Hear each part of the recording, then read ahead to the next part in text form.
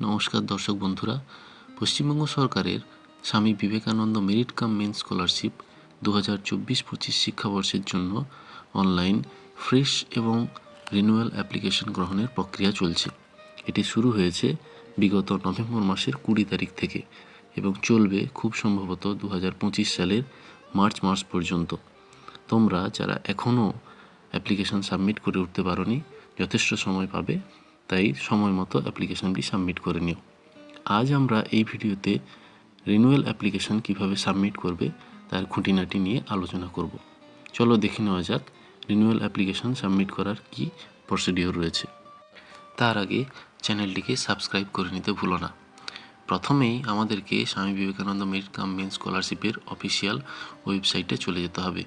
এর official web অ্যাড্রেসটি হলো www.sbmcm.wb.gov.in। এই ওয়েবসাইটে গেলে স্কলারশিপের যে ওয়েবসাইট সেটি খুলে যাবে। এখান থেকে আমাদেরকে চলে যেতে হবে অ্যাপ্লিক্যান্ট লগ ইনে।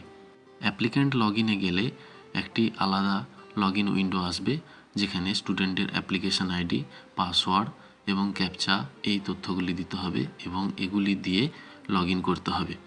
তুমি যদি তোমার অ্যাপ্লিকেশন আইডি অথবা পাসওয়ার্ড যে কোনো একটি ভুলে যায়, তাহলে এখান থেকে রিট্রাইভ করার অপশান আছে। তার জন্য নিচের যে অপশান রয়েছে ফরগট অ্যাপ্লিকেশন আইডি আর পাসওয়ার্ড, এই অপশানে যেতে হবে। এই অপশানে গেলে নতুন একটি উইন্ডো খুলবে, যেখানে তোমার কি রিট্রাইভ করতে চাইছো সেই অপশানটি সিলেক্ট করার কথা বলা হয়েছে। অ্যাপ্লিকেশন আইডি অথবা পাসওয়ার্ড যে কোনো একটি সিলেক্ট করে প্রসিড করলে আবার একটি নতুন উইন্ডো খুলবে, যেখানে অ্যাপ্লিকেশন টাইপ জানতে চাওয়া আছে। তার মধ্যে 4 ধরনের অ্যাপ্লিকেশন টাইপ রয়েছে, যেটি প্রযোজ্য সেটি সিলেক্ট করবে এবং মোবাইল নাম্বার ক্যাপচা দিয়ে প্রসিড করলে তোমার ফোনে একটি ওটিপি যাবে। সেই ওটিপি দিয়ে ভেরিফাই করলে তোমাকে আবার নতুন করে পাসওয়ার্ড রিসেট করার অপশান দেওয়া হবে। এরপর আমি লগ ইন পেজে ফিরে যাচ্ছি। লগ ইন পেজে ফিরে গিয়ে আমি একটি অ্যাপ্লিকেশন আইডি এবং পাসওয়ার্ড নিয়ে তার ক্যাপচা পুট করে লগ ইন করে নেব। লগ ইন করার সাথে সাথে স্টুডেন্ট প্রোফাইলের ড্যাশবোর্ড অপশান খুলে যাবে। ড্যাশবোর্ডটি দেখতে ঠিক এই রকম।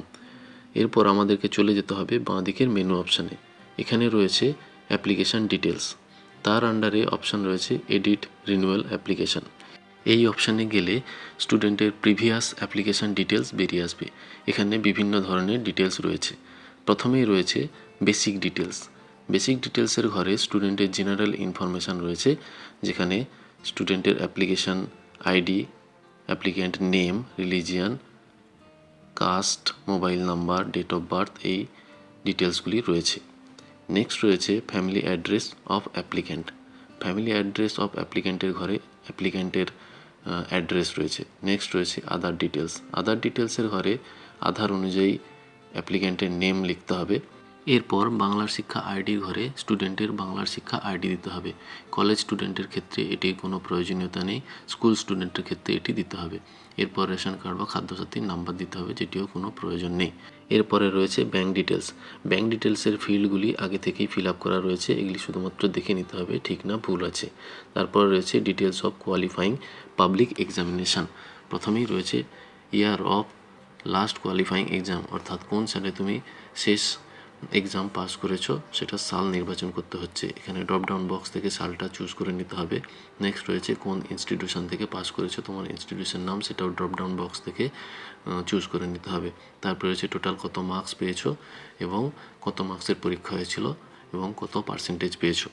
নেক্সট রয়েছে প্রেজেন্ট কোর্স অফ স্টাডি, অর্থাৎ বর্তমানে কোন কোর্স করছো তার ডিটেলস এখানে লিখতে হবে। কোর্সের নাম লেখা রয়েছে, তার ডিসিপ্লিন কি তোমাকে এখানে লিখে দিতে হবে খালি বক্সে। Date of admission in this course, এই কোর্সে প্রথম কবে ভর্তি হয়েছিল তার তারিখটা এখানে তারিখের যে লিস্ট বেরোবে সেই লিস্ট থেকে সিলেক্ট করে নিতে হবে।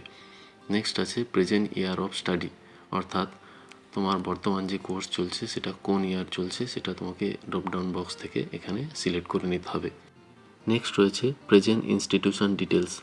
এখানে প্রেজেন্ট ইনস্টিটিউশনের ডিস্ট্রিক্ট এবং নাম সিলেক্ট করে সেভ অ্যান্ড কন্টিনিউ করলেই আমরা পরের পাতায় পৌঁছে যাব। পরের পাতায় রয়েছে ডকুমেন্ট আপলোড। এখানে কি কি ডকুমেন্ট আপলোড করতে হবে তার ডিটেলস রয়েছে। 11-12 ক্ষেত্রে টোটাল 3টি ডকুমেন্টস আপলোড করতে হচ্ছে, কিন্তু যারা কলেজ বা ইউনিভার্সিটিতে পড়ে তাদের ক্ষেত্রে টোটাল 4টি ডকুমেন্টস আপলোড করতে হবে। আমি যেহেতু কলেজের রিনিউয়াল অ্যাপ্লিকেশন ফিল আপ করছি, তাই এক্ষেত্রে আমাকে 4টি ডকুমেন্টস আপলোড করতে হচ্ছে। প্রথমে হচ্ছে 2টি সেমিস্টারের রেজাল্ট। অবশ্যই রেজাল্টগুলি বোথ সাইড আপলোড হতে হবে। যদি বোথ সাইড না থাকে তাহলে সিঙ্গেল সাইড হলেও চলবে। তারপরে রয়েছে অ্যাডমিশান রিসিপ্ট, অর্থাৎ তুমি যে নতুন কোর্সে ভর্তি হচ্ছ, নতুন ইয়ারে ভর্তি হচ্ছ, তার একটি অ্যাডমিশান রিসিপ্ট কলেজ থেকে পাওয়া যাবে, সেটিকে এখানে আপলোড করতে হবে। এবং সবশেষে আছে ইউটিলাইজেশন সার্টিফিকেট। এই ইউটিলাইজেশন সার্টিফিকেট এখানেই ওপরেই লিঙ্ক দেওয়া আছে, সেখান থেকে তোমরা এর প্রোফর্মা পেয়ে যাবে। এটিকে কলেজের যিনি প্রিন্সিপাল বা অধ্যক্ষ আছেন তার কাছ থেকে সাইন সিল করিয়ে এটাকেও আপলোড করতে হবে। ইউটিলাইজেশন সার্টিফিকেটের প্রোফর্মাটি দেখতে ঠিক এই রকম, যেখানে ইনস্টিটিউশনের তরফে কিছু ডিক্লারেশন করা রয়েছে এবং ইনস্টিটিউশনের হেড সেটিকে সিল এবং সিগনেচার করে স্টুডেন্টকে ফেরত দেবেন, যা তারা ওয়েবসাইটে এসে আপলোড করবে। বন্ধুরা, ডকুমেন্টস আপলোডের ক্ষেত্রে একটি কথা অবশ্যই মাথায় রাখতে হবে। প্রত্যেকটি ডকুমেন্টসের ফরম্যাট হবে পিডিএফ এবং এটির সাইজ 400 কেবির মধ্যেই হতে হবে। এর যদি বেশি হয় তাহলে কিছুতেই এটি আপলোড হবে না, এবং ফরম্যাটটি যদি পিডিএফ না হয়ে অন্য কোনো ফরম্যাট হয় তাহলেও ডকুমেন্ট আপলোড কমপ্লিট হবে না, সেটি ফেল হয়ে যাবে। সুতরাং তোমরা প্রথমেই এগুলিকে পিডিএফ করে বানিয়ে রাখবে এবং সেগুলি যাতে 400 কেবির মধ্যে সাইজ হয় সেটাও নিশ্চিত করতে হবে। এবার আমি একে একে সমস্ত ডকুমেন্টগুলি আপডেট করে নিচ্ছি। আমি এক জায়গায় ডকুমেন্টগুলি সাইজ করে এবং ফরম্যাট করে রেখেছিলাম, সেগুলি একে একে এখানে আপলোড করে নিচ্ছি। প্রথমেই 2টি সেমিস্টারের রেজাল্ট আপলোড করে দিচ্ছি, 3rd এবং 4th সেমিস্টার। তারপরে অ্যাডমিশান রিসিপ্ট আপলোড করে দিচ্ছি এবং সবশেষে ইউটিলাইজেশন সার্টিফিকেট এটিও আপলোড করে দিলাম। এরপরের একটি ডিক্লারেশন রয়েছে যেটি তোমার তরফ থেকে দেওয়া হচ্ছে, যে উপরে যা কিছু ইনফরমেশান তুমি দিয়েছো এতক্ষণ পর্যন্ত সেগুলি সবই তোমার জ্ঞানত সত্য। এবং এখানে একটি চেক বক্স রয়েছে, সেই চেক বক্সটিতে টিক চিহ্ন দিয়ে তোমাকে বেরিয়ে আসতে হবে। এবং এই টিক চিহ্নটি দেওয়ার পরে সেভ এবং কন্টিনিউ বাটন আছে, এই সেভ অ্যান্ড কন্টিনিউ বাটনে ক্লিক করলে পরের পাতায় আমরা পৌঁছে যাব। পরের পাতায় আমাদের ডকুমেন্ট আপলোড যে সাকসেসফুল হয়েছে সেটির একটি মেসেজ দিচ্ছে যে ডকুমেন্ট আপলোডেড সাকসেসফুলি। এরপর আমরা যা যা ফিল আপ করেছি তার একটি প্রিভিউ আমাদেরকে দেখাচ্ছে যে এগুলি ঠিক আছে কিনা আমাদেরকে চেক করে নিতে হবে।